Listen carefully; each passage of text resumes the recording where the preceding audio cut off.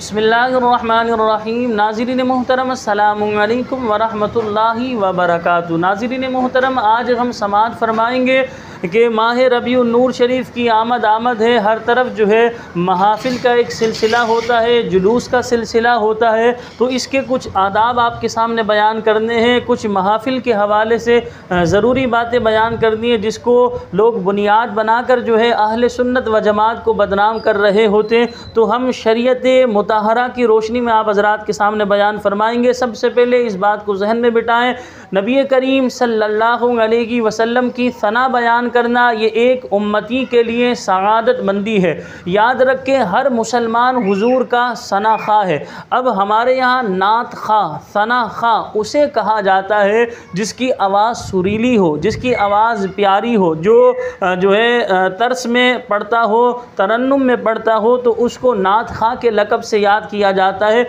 लेकिन याद रखें, हर आलिम दीन हुजूर का सना खा है, और आलिम दीन से बढ़कर कौन सना खा होगा हुजूर का, क्योंकि सना खा का माना हुजूर की तारीफ़ बयान करना। तो एक बाअमल आलिम दीन जो कुरान व हदीस की गहराई को जानता है, वो जब हुजूर की औसाफ, हुजूर के कमालात, हुजूर के मौजज़ात, हुजूर की शान व अज़मत, हुजूर का मकाम बयान करेगा, तो लिहाजा वो कितने मुस्तनद अंदाज में, कितने खूबसूरत अंदाज में बयान करेगा। तो दर हकीकत हुजूर की सना ये है। लेकिन बहरहाल अगर जो नात खा एक तर्स में, एक तरन्नुम में हुजूर की सना बयान करता है तो वो भी नात है। लेकिन ये बात याद रखें, हमारे मुआशरे में हो ये रहा है कि नबी करीम सल्लल्लाहु अलैहि वसल्लम की सना जो है एक तरन्नुम में, तर्स में सुनने का शौक़ है। नात खानी का प्रोग्राम इस तरह रखा जाता है कि रातों को 2-2 बजे बड़े बड़े स्पीकर लगाकर, डेग लगाकर जो है ये नात खानी का प्रोग्राम किया जा रहा होता है। हालांकि इर्द गिर्द जो है लोग, यानी आबादी होती है, लोगों के मकानात होते हैं। अब सुबह किसी को काम पर जाना है, घरों में कोई बीमार है, कोई नमाज़ पढ़ रहा हो, कोई कुरान पढ़ रहा हो, तो रातों को इतनी देर तक, इतनी ताख़ीर के साथ ये नात खानी का प्रोग्राम रखना ये दुरुस्त तरीका हमारा नहीं है। इसकी वजह देखिए, समझने की कोशिश कीजिएगा। अल्हम्दुलिल्लाह नात खानी को मैं ख़ुद पसंद करता हूँ और अल्हम्दुलिल्लाह एक उम्मती के लिए सआदतमंदी, लेकिन इसके भी कुछ उसूल है, कुछ आदाब है। आप नात खानी कीजिए, मस्जिद के अंदर कीजिए, या आप अपने घर में इस तरह कीजिए कि आपकी आवाज़ से दूसरों को जो है परेशानी ना हो, यानी इतनी ज़्यादा लाउडली आवाज़ कर ली जाती है जिसकी वजह से अगर बंदा कुरान पढ़ रहा हो तो कुरान नहीं पढ़ सकता, या अगर किसी से कोई इमरजेंसी हो, फ़ोन पर बात कर रहा हो तो बंदा बात भी नहीं कर सकता। तो इससे नुकसान ये होता है कि जो लोग इल्म हासिल नहीं किए हुए वो माज़अल्लाह अपनी ज़बान से खुराफात निकालते हैं, गलत जुमले निकालते हैं। तो आप कोशिश करें 12 बजे से, हम बिलखुसूस शहर कराची की मैं बात कर रहा हूँ, 12 बजे से पहले नात खानी का इख्तिताम किया जाए, ऐसे मकाम पर रखी जाए, और आवाज़ ऐसे रोड जाम ना किया जाए, तो रोड जो ब्लॉक कर देते हैं ये गलत तरीका। इसी तरह स्पीकर का रुख इस तरह किया जाए, आवाज़ का सिस्टम ऐसा किया जाए कि जो आपने पिंडाल सजाया हुआ है आवाज़ यहीं तक महदूद रहे, तो वो बहुत ज़्यादा बेहतर है। क्योंकि एक इंसान बावुज़ू होकर या बावुज़ू नहीं है, इस तरह महफिल के अंदर आकर बैठता है, तवज्जो से सुनता है, तो उसको एक ज़ाहिर सी बात है ज़्यादा सुरूर पैदा होगा बनिस्बत उसके एक दुकान में बंदा बैठा हुआ आपकी स्पीकर के ज़रिए आवाज़ वो सुन रहा है, वो कस्टमर भी आ रहे हैं, वो डील कर रहा है, उसे इतना ज़्यादा सुरूर कहाँ मिलेगा। तो लिहाजा वो एक आवाज़ तो उसके कानों में आ रही है, लेकिन एक इंसान महफिल में आकर अदब से बैठकर जो है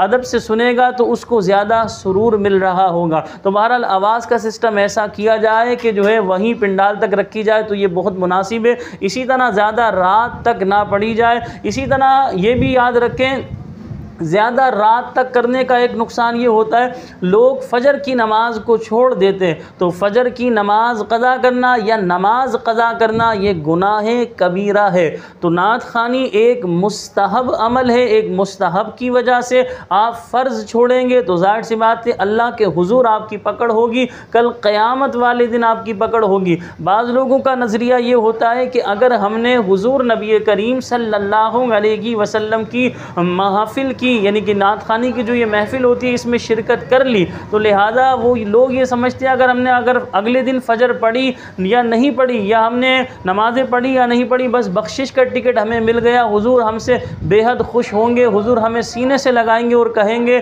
कि भाई तुम तो बहुत बड़े आशिक थे, मेरी सना तुम सुना करते थे, तुम रातों को देर तक मेरी तारीफ़ सुन रहे होते।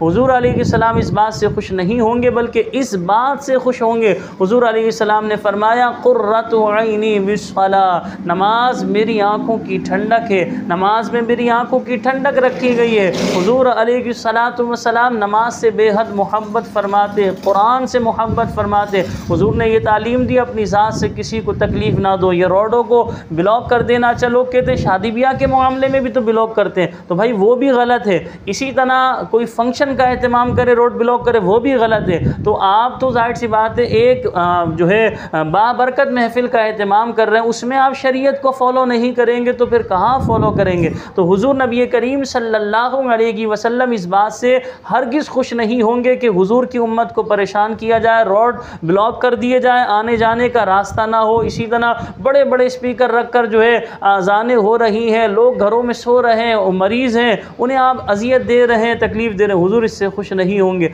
अगर हुजूर को खुश करना है तो हमें चाहिए कि हम हुजूर की तालीमात को अपनाएं, नात ख़ानी भी करें, लेकिन मैंने आपको बताया घर के अंदर आप करेंगे, चंद अफराद हैं या बहुत सारे अफराद हैं, घर के अंदर ही आवाज़ है, ये दुरुस्त तरीका। इसी तरह ऐसे मकाम पर बाहर करते जहाँ शारा आम को आप ब्लॉक नहीं कर रहे, आने जाने का रास्ता हैगा या उसका नेमुल बदल मौजूद है, तो ये भी तरीका दुरुस्त है। बहुत बड़े स्पीकर रख के आप नहीं कर रहे, जो पिंडाल आपकी सजी हुई है उसी में आवाज़ है, ये बहुत बेहतर है। बहरहाल ये चंद आदाब मैंने आपके सामने बयान किया। अगर मेरी बात किसी को बुरी लगी हो तो मैं माजरत चाहता हूँ। फिर आपसे आखिर में कह रहा हूँ, नात ख़ानी एक अमर मुस्तहब है, उम्मती के लिए सआदत मंदी है। हुजूर की सना आप जो है तरन्नुम में तर्स में करें या बग़ैर तरन्नुम बग़ैर तर्स के करें, हुजूर की तारीफ़ करें, उम्मती के लिए सआदतमंदी है। अल्लाह पाक हमें हुजूर अलैहिस्सलातु वस्सलाम की तालीमात के मुताबिक ज़िंदगी गुजारने की तौफ़ीक़ अता फ़रमाए। हुजूर से अल्लाह पाक हमें सच्ची मोहब्बत अता फ़रमाए। हमें अपनी दुआओं में याद रखिएगा। मिलते हैं अगली वीडियो में, तब तक के लिए इजाज़त दीजिए। अल्लाह निगहबान। अस्सलामु अलैकुम व रहमतुल्लाहि व बरकातुहू।